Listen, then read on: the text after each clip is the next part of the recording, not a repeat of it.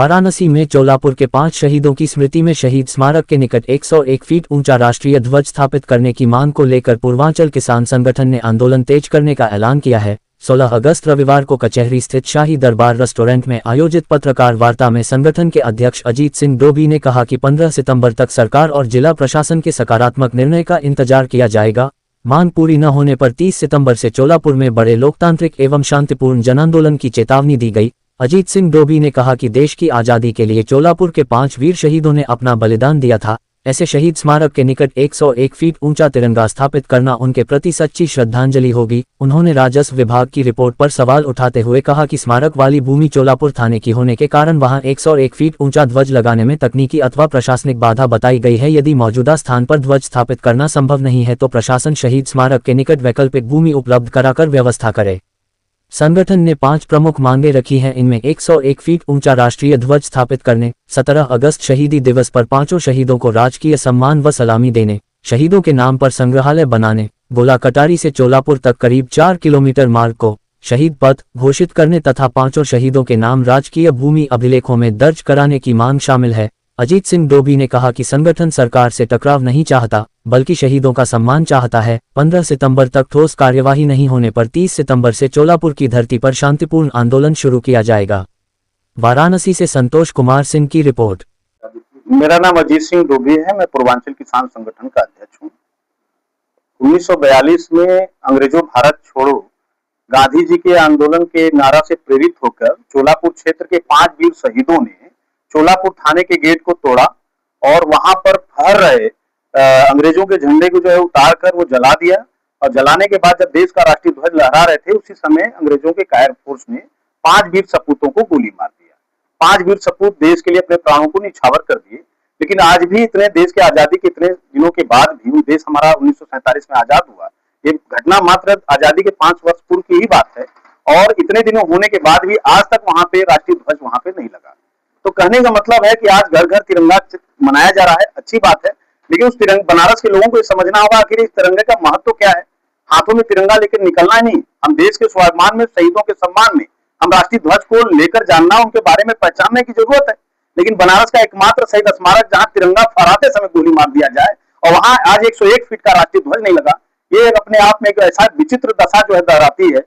ये विडंबना समझ सकते हैं देश के लिए कि आखिर हमने जब वहां पे माननीय देखे पत्र देख सकते हैं, माननीय प्रधानमंत्री जी, माननीय मुख्यमंत्री जी के जब कार्यालय में हमने पत्र दिया, वहां से डीएम वाराणसी देखिए लिखा हुआ प्रेरित किया गया। देखिए उसके बाद पुलिस कमिश्नर साहब को दिया। हम पहले नीचे से शुरू किए, डीएम साहब, कमिश्नर साहब, यहाँ के एमएलए, यहाँ के एमपी, सबको हमने दिया। फिर माननीय प्रधानमंत्री जी कार्यालय दिल्ली, गृह मंत्रालय, संस्कृति और पर्यटन मंत्रालय, सब जगह दिया कि हाँ देश की आन बान शान के लिए वीर पुरुषों को याद किया जाए। एक झंडे की बात नहीं है, ये उनके जो उन्होंने देश के लिए जो अपना बलिदान दिया है ये जन जन तक कैसे पहुंचेगा। हम लोग तो इसलिए मांग कर रहे हैं। तो वहां से जो रिपोर्ट लग के आया यहाँ पे राजस्व विभाग द्वारा कि वो जमीन जो है शहीदों के नाम पे दर्ज नहीं है, वो चोलापुर थाने के नाम पे दर्ज है, इसलिए 101 फीट का राष्ट्रीय ध्वज की स्थापना नहीं किया जा सकता।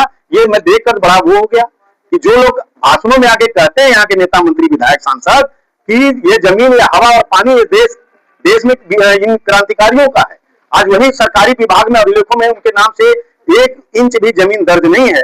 चाहे वो कांग्रेस का राज हो, चाहे इस समय वर्तमान में भाजपा का सरकार हो। मैं पूछना चाहता हूं, अगर कांग्रेस 60 साल 70 साल राज किया तो आखिर उनके पार्टी से जो लोग जुड़े हैं, चाहे सांसद हो, विधायक हो, मंत्री हो या पार्टी का कार्यालय हो, क्या उनके नाम से 1 इंच भी जमीन नहीं है?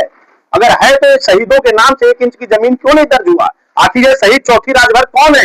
ये शहीद पंचम राम कौन है? शहीद राम नरेश उपाध्याय जी कौन है? शहीद जो है निरोग पटेल, श्री राम पटेल जी कौन है? मेरा उनसे पूछना है, आखिर उनके लिए बनारस में जगह क्यों नहीं है? दूसरा हमारा मांग है राष्ट्रीय ध्वज के साथ कि शहीदों को सलामी का कार्यक्रम होना चाहिए। आखिर इसी बनारस में आप देखिए, एयरपोर्ट से लेकर जब भी कोई टूरिस्ट आता है, जिन्होंने हमारे देश को जो है गुलाम बना के रखा है, उनको प्रोटोकॉल के तहत बनारस में लेकर आया जाता है, उनको सलामी का कार्यक्रम कराया जाता है, इसी देश में नमस्ते ट्रम्प कराया जाता है। लेकिन जिन लोगों ने अपने प्राणों को निछावर कर दिया, आखिर उनके लिए तो सलामी का कार्यक्रम क्यों नहीं हो सकता? तो हमारा मांग है कि आप जो है इसमें सलामी का कार्यक्रम कराया जाए। 17 अगस्त को शहादत दिवस जैसे कल है, और वहां पर जाके नेता हर 17 अगस्त को नेतागण जाते हैं, बड़े बड़े भाषण देते हैं कि हम जो है राष्ट्रीय ध्वज लगवाएंगे, शहीदों के लिए ये करेंगे, जैसे भाषण, एक जुमला भाषण होता है और वहां चुनावी मुद्दा बनाया जाता है। तो मेरा कहना है कि अगर 15 सितंबर तक अगर यहाँ के कलेक्टर साहब, यहाँ के पुलिस कमिश्नर साहब अगर 15 तारीख तक अगर ये काम नहीं करते हैं सितंबर तक, तो हम लोग 30 तारीख तक बनारस के अंदर एक बड़ा आंदोलन करेंगे। और वो ऐसा इतना बड़ा आंदोलन होगा कि पूर्वांचल की किसान जब जागता है तो एक क्रांति ला देता है और झंडा हम लगवा के रहेंगे। और शहीदों के नाम पर एक अभिलेखों में हमें जमीन का भी जो हमने मांग किया है कि जमीन भी होना चाहिए, ये तमाम मांगों को लेकर हम लोग बैठेंगे जो 30 सितंबर को धरने पे। क्या वहाँ स्मारक भी बना हुआ है? वहां पे शहीद स्मारक बना हुआ है। वो शहीद स्मारक ये भी नहीं कि किसी ग्रामीण ने बनाया हो या ग्राम प्रधान ने बनाया है। लोगों का कहना है कि वो पूर्व मुख्यमंत्री जी के द्वारा वो स्थापना हुआ है। वहां रक्षा मंत्री भी जा चुके हैं, जॉर्ज फर्नांडिस भी जा चुके हैं, पंडित कमला प्रति त्रिपाठी जी पूर्व मुख्यमंत्री जो रहे उनके द्वारा यह स्थापना किया गया है। यहाँ बहुना जी माननीय मुख्यमंत्री जी के द्वारा उसको वो किया गया। तो कहने मतलब दो मुख्यमंत्री के द्वारा वो किया गया है। वहां नेतागण जाते हैं, लेकिन वहां राष्ट्रीय ध्वज क्यों नहीं लग पाया, जबकि वहां शहादत राष्ट्रीय ध्वज को देश का झंडा जब लहरा रहे थे उसी समय उनको गोली मार दिया गया। अब पूरा बनारस मिलकर झंडा लेकर दौड़ रहा है, घर घर तिरंगा, घर घर तिरंगा। लेकिन भैया झंडे का असली हकदार है कौन? हमें रेलवे स्टेशन पे आ जाइए, कैंट पे नहीं लगा झंडा, लगा हुआ है। हमें पार्क में जाइए, नहीं लगा है। आप जाइए पुलिस लाइन, नहीं लगा राष्ट्रीय ध्वज। लेकिन झंडे का, राष्ट्रीय ध्वज का असली हकदार कौन है?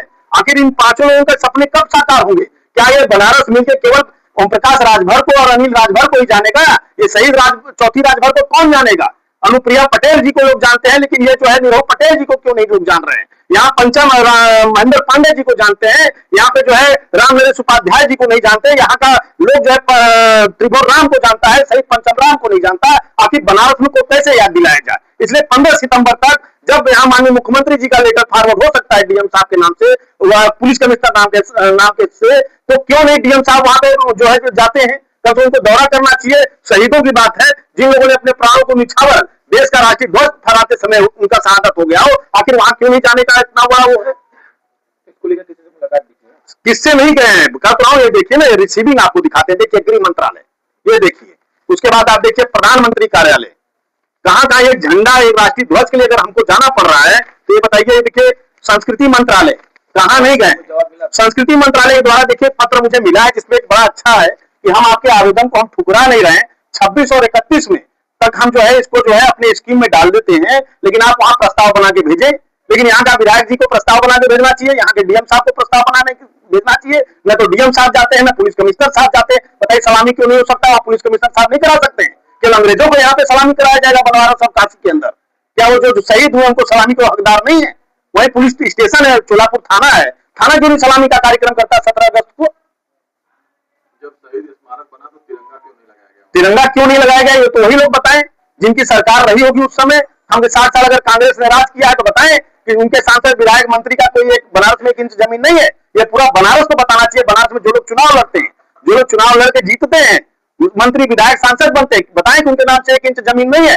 आखिर इन शहीदों के नाम से 1 इंच सरकारी अभिलेखों में 1 इंच जमीन क्यों नहीं दर्ज है? इसलिए हमारा है कि अभिलेखों में दर्ज होना चाहिए, राष्ट्रीय ध्वज लगना चाहिए, सलामी होना चाहिए। और नहीं होता है तो 15 सितंबर तक इस बनारस को हम प्रतीक्षा करेंगे, वरना 30 सितंबर को बनारस में ऐसा धरना करेंगे, ऐसा प्रोटेस्ट करेंगे, ये याद करेंगे कि पश्चिम के किसान और पूर्वांचल के किसान में अंतर क्या है।